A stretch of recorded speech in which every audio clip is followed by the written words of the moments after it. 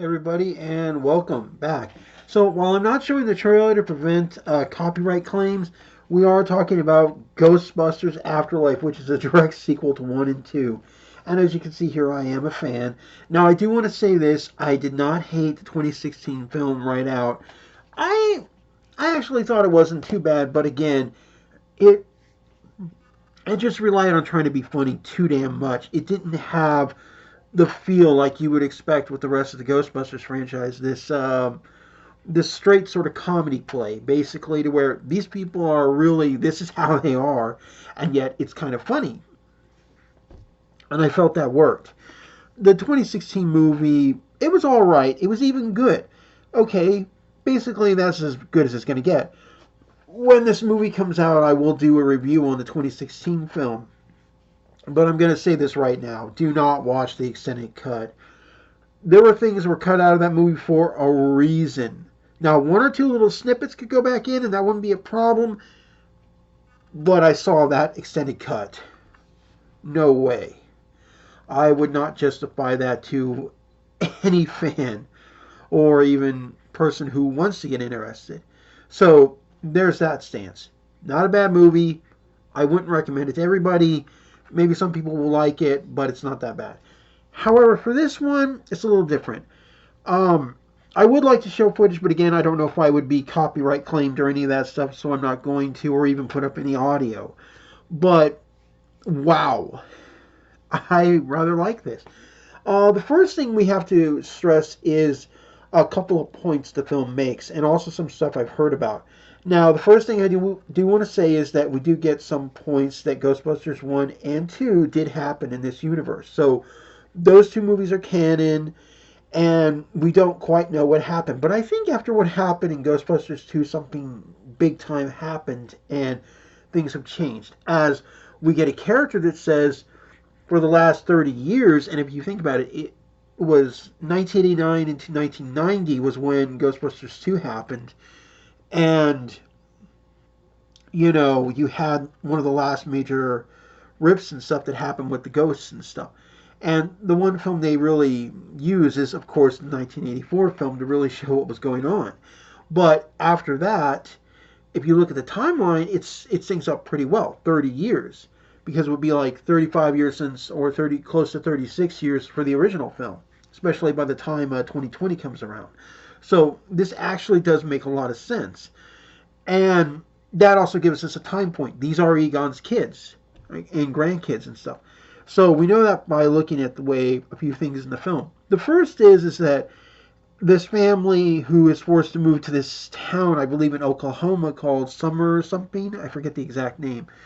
They they're in hard times. Basically, you can tell these two kids they don't have a father, and they look a lot like Egon. And the girl, especially when she does get her chance to talk in the trailer, she has this cadence that really does remind me of Egon, in all fairness. And it's kind of weird seeing it on a 13-year-old girl, but it works so well.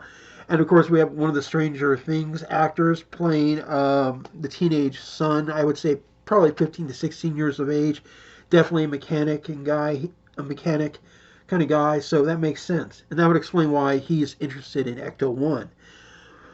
After that, we have we see him move to this house. The only thing they have left to their name, which is their grandfather's house, and it's Egon's. I mean, this looks like what I would expect Egon's house to look like.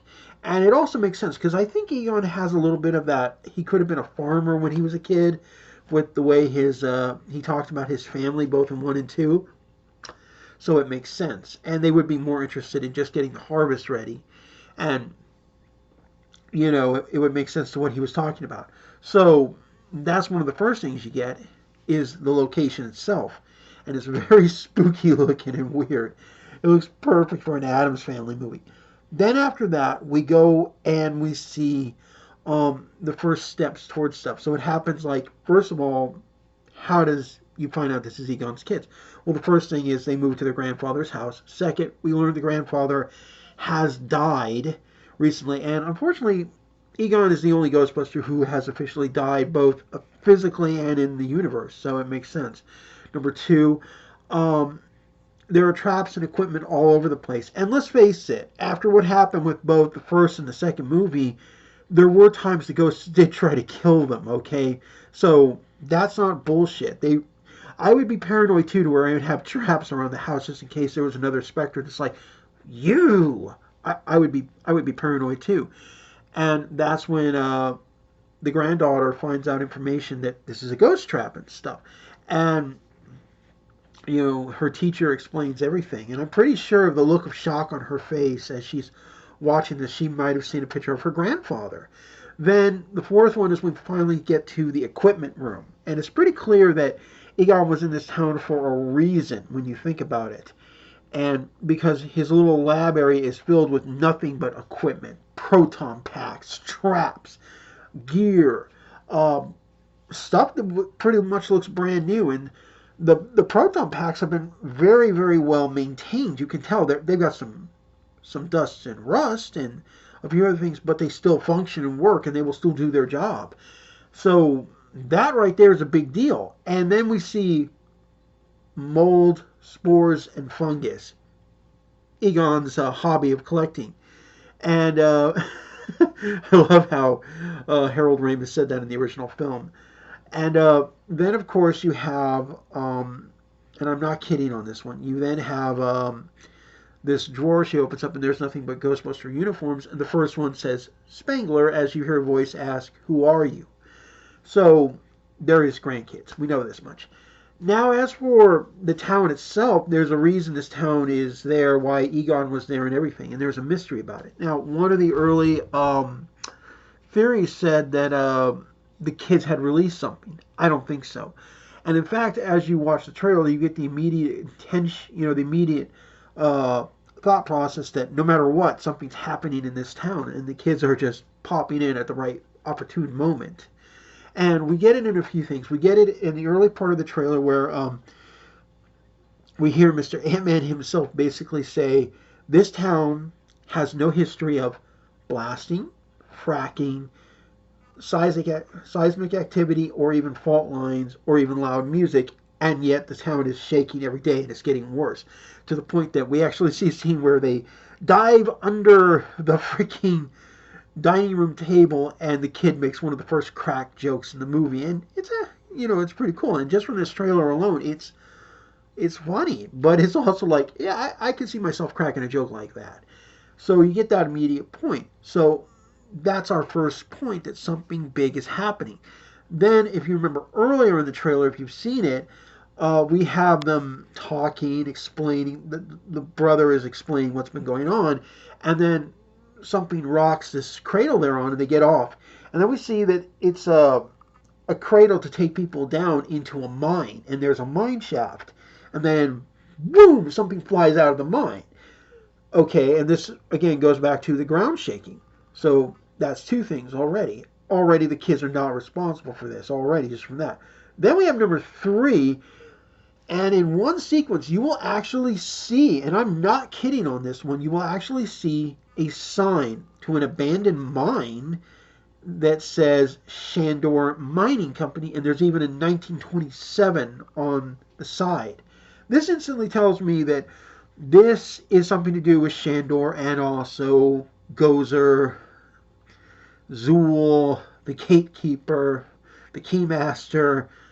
This is a pretty big deal. And then as the trailer progresses, we even see at one point some dude's car. I can't tell if it's Paul Rudder in the car, our friendly school teacher, but it's definitely a devil dog's hand on the freaking hood.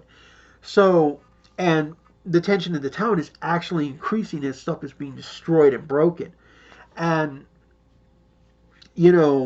around this time, we're also hearing Bakeman, his voice. And it's clear that this is not from the first movie, by the way, because you can tell it's Bill Murray, but it's not the Bill Murray that was in the first film.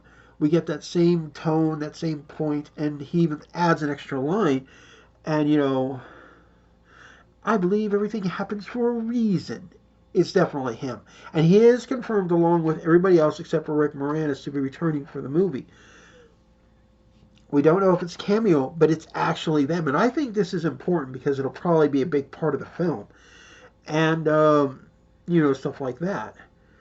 And that instantly tells me the kids are not responsible. We know the Ghostbusters are coming, but unfortunately, whatever happens, the kids have to take action and they have to intervene. And this is a good Passion of the Torch story. It's not like you just grabbed a bunch of kids and made them into Ghostbusters. No, these are people, at least two of them, who have a link with Egon.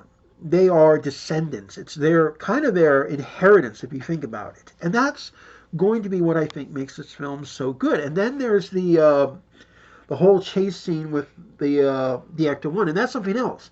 Ecto One is functional. Ecto One doesn't need to be repaired. He gets it off. He realizes we need this car, and he turns it on, and boom, it's flying. That is perfect, in my opinion. And this is what the 2016 movie missed. It was just joke after joke after joke after joke. Even when they were trying to be serious, there was so much jokiness going on. I'm like, oh God. But this film, it clearly has a mission. And there are moments where I think it's going to be terrifying. We have these scenes where we see this guy walking through a store with a freaking shovel, and he's paranoid. All hell's going on around him. So instantly we know this movie's not playing around. It's paying homage to the originals, and yet it's doing its own thing, and it's the passing of the torch. Bill Murray, Dan Aykroyd, Ernie Hudson, Sigourney Weaver, and even Annie Potts, they can't do this forever, okay? They're already not young people, okay? They cannot do this forever. But this young group of people, they can, along with these mentors and a few more adults, could definitely continue to make this series go on. But I've already seen people backlashing the movie, screaming about how you hate women and stuff. What is with that? Just enjoy a good movie. Something that pays homage to the original. Just enjoy that. And again, I did not hate the 2016 movie, but I agree that there are moments I cannot stand in the movie. And that's just from a Ghostbusters fan. And you would be hard-pressed to find most Ghostbusters fans who did not want to go see this movie.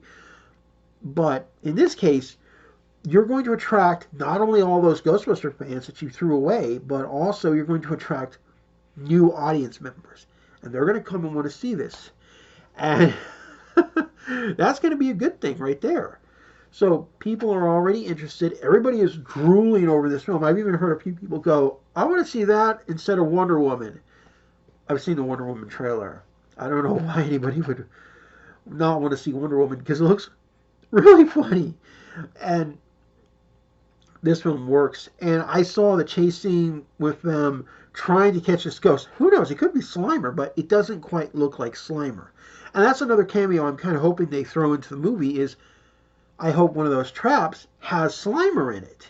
That would be something I would actually like to see. And I'd like to see Slimer helping them, because he actually did in the sequel. In the sequel film, he hung around the Ghostbusters, he enjoyed them, and he actually did help, and he would do things to help out.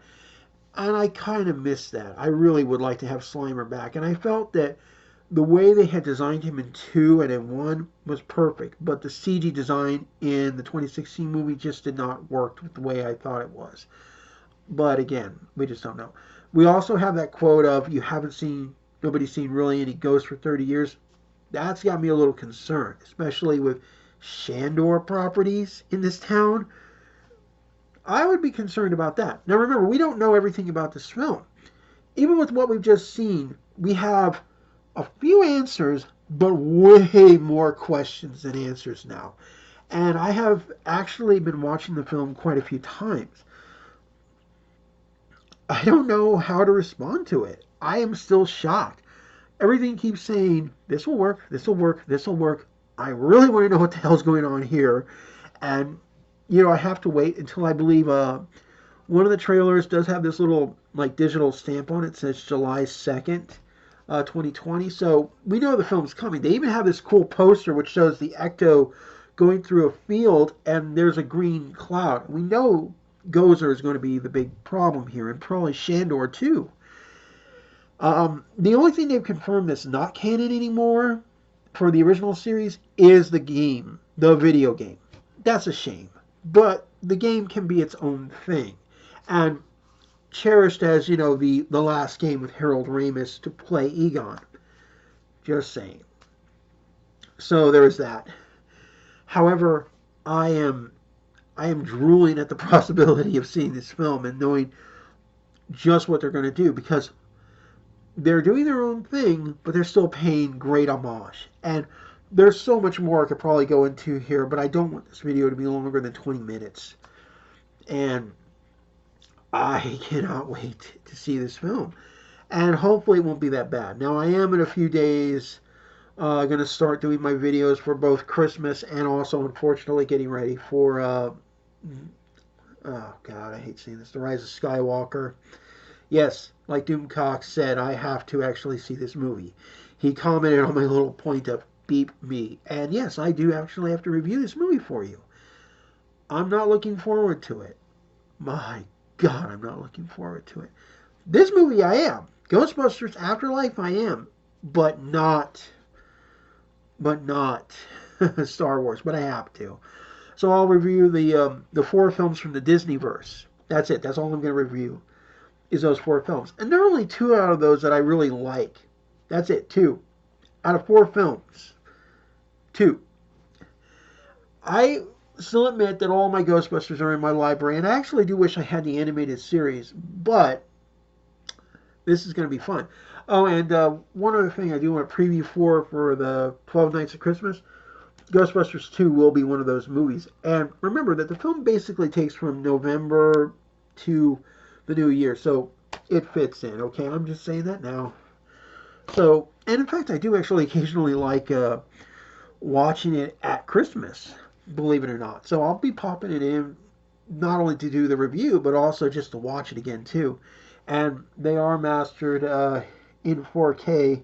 I still have to buy the 4K copies to really see. But even in 1080p high definition, mastered in 4K, they are beautiful.